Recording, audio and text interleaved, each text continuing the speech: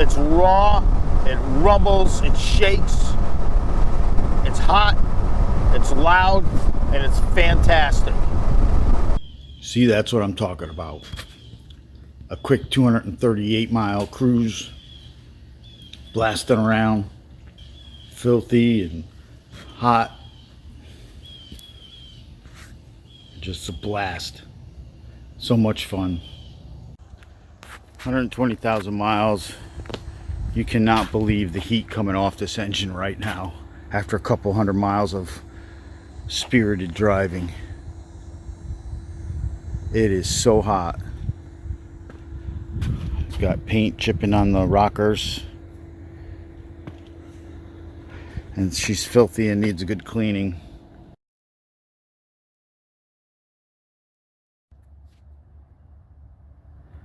Let's give it a quick wash.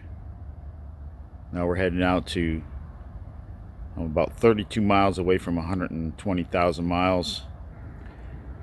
Got the new amp and stereo finally working properly. Let's get the show on the road.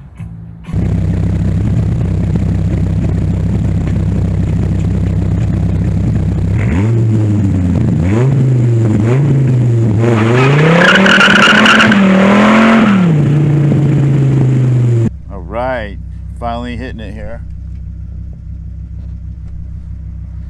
So a relatively cool day here in South Florida. November 28th, I believe, Sunday. Taking the Viper out for a quick spin.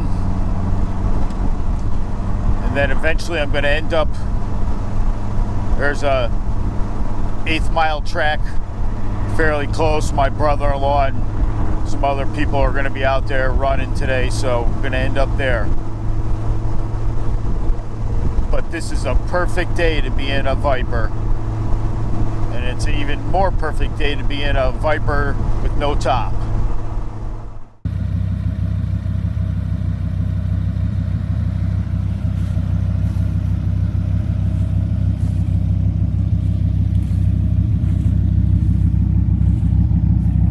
The RT10 and the GTS look very similar, but yet look totally different. So I would love to have both, one of each. I've always loved the yellow ACRs. That was my first love of a Viper. Didn't work out for a reason, and this car has been a phenomenal vehicle and a lot of fun. But it took me a long time to learn it and learn its limits.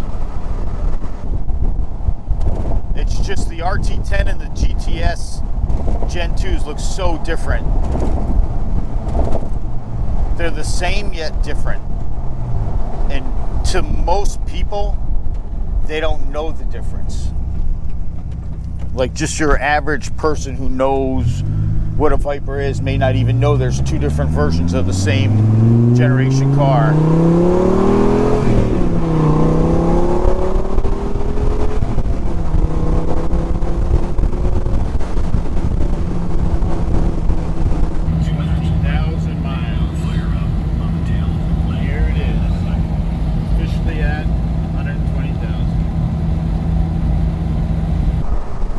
So it's amazing that the RT10s have seemed to flown under the radar, and I'm not sure why. I understand that there's a lot of places that a hardtop car like this isn't practical, but then again, those are probably the same places that a Viper with a hardtop isn't practical either. You know, where you have to put it away for the winter or whatever. So I think right now the RT10s are a huge bargain, and they're overlooked by too many people, I believe.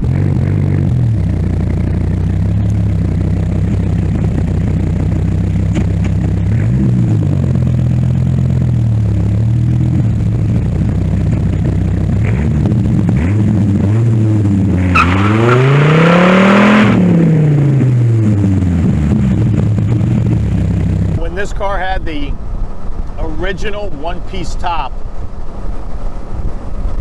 I I never had issues with it leaking, but it makes it extremely tight in here, even for me, and I'm not a big guy. So I would imagine if you're 6 foot or over and a Viper, it could be a little dicey comfort-wise. But for me, it's perfect. And on long distance trips, I haven't had any issues with the seating or any of that. Now there is fore and aft movement of the seat, and there's also, it will recline a bit depending on where you have the seat positioned in that fore and aft. Now I also have a 3-piece top on that I, well, don't have with me now, but the Autoform Mach 1, I think it's a Mach 1 called. So I have the 3-piece top, which came in very handy a few times. But I try now, I try not to drive it out in the rain if I don't have to. You know, every once in a while I may get caught, but there was a time where I would just drive, I didn't care. Down here, man, when it monsoons in a car like this, it's a whole nother, it takes it to a whole nother level.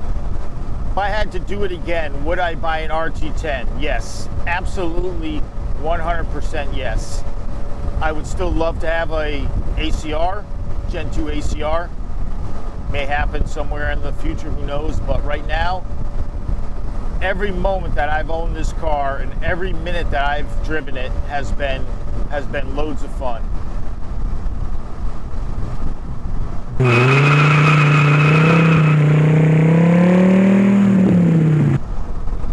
There was a point in time where I drove this car almost every day.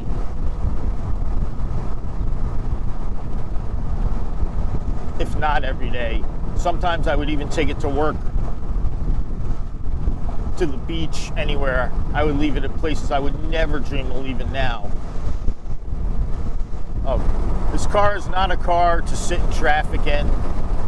It's a car for cruising in the country, 2-lane roads, cruising the beach.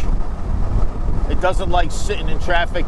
Miami and Tampa, places, just, it's not its thing. It's an interstate cruise missile. It's big, it's fast. It handles relatively well for what it is, but it's no Cayman. And it was never meant to be at this point. It's raw, it rumbles, it shakes, it's hot, it's loud, and it's fantastic. And if you don't get it, you're not meant to get it, and I prefer it that way. Some people should not be in Vipers. The more people that buy them that shouldn't be in them, the more Vipers get wrecked. It's always amazed me, it's still, to this day, 28th of November, 2021. To this day, it still amazes me how cheap an RT10 can be picked up. People have no idea how much fun these cars are and how fast they are.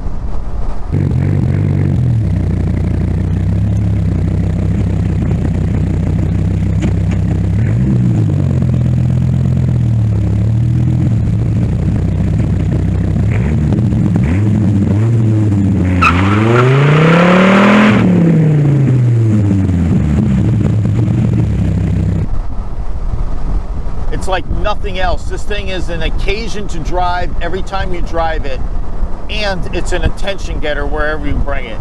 It's opened so many doors for me that I can't even go into the amount of stories and things that have happened. See, so that's one of the things I love about the RT10. You hear, see, and smell, and pretty much taste everything that's going on around you.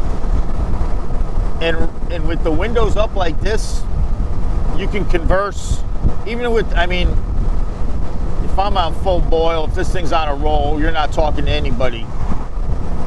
But when you're just cruising normally, it's not that bad. But you get the sight, the sounds, all the olfactory end of it.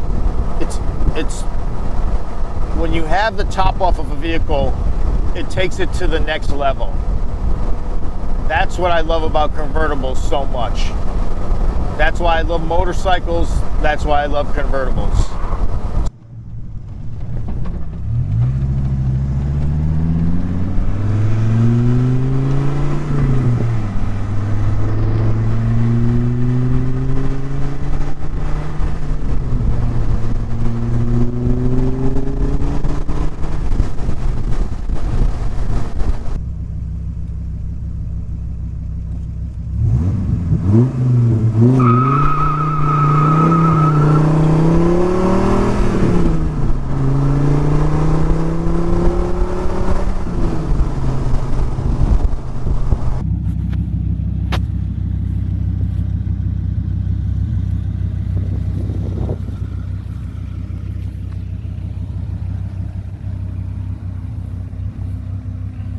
Perfect day to be in the Viper.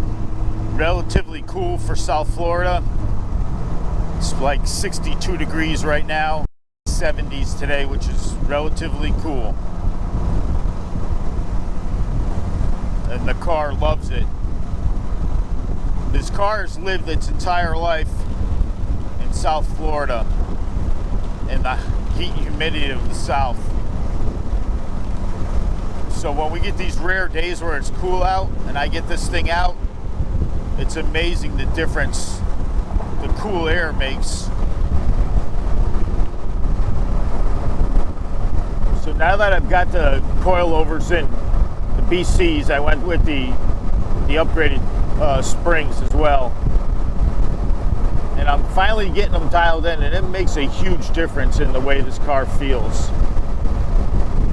Now granted, I had 118,000 hard miles on this car and had never changed any of the suspension components. You know, I hadn't done anything with it other than, you know, regular maintenance, so it was time.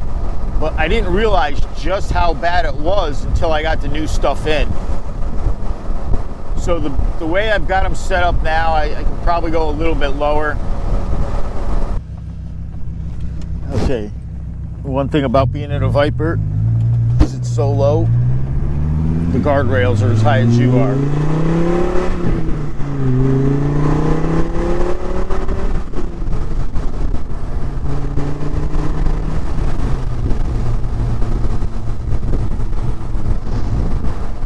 Viper. People that don't know have no idea just how much fun they're missing.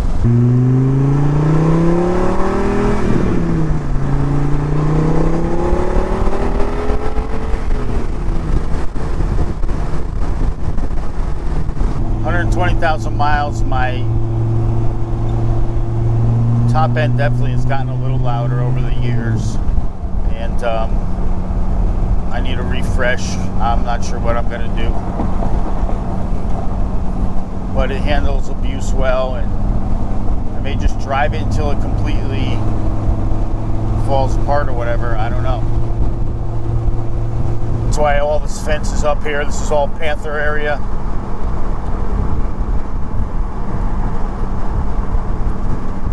So to keep them from getting run over, they put the fences up, and then they have those areas where the animals can make it from one side of the road to the other.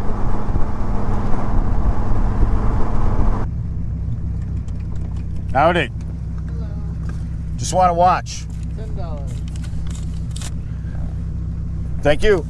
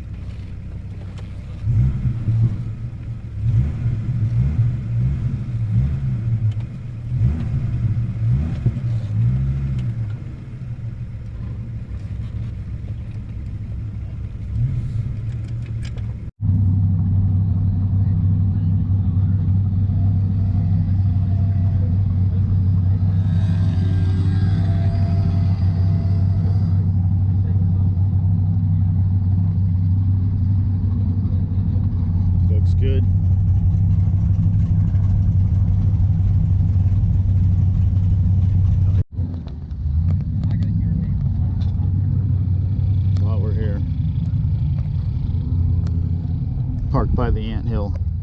It's a mess. A couple hundred miles of riding.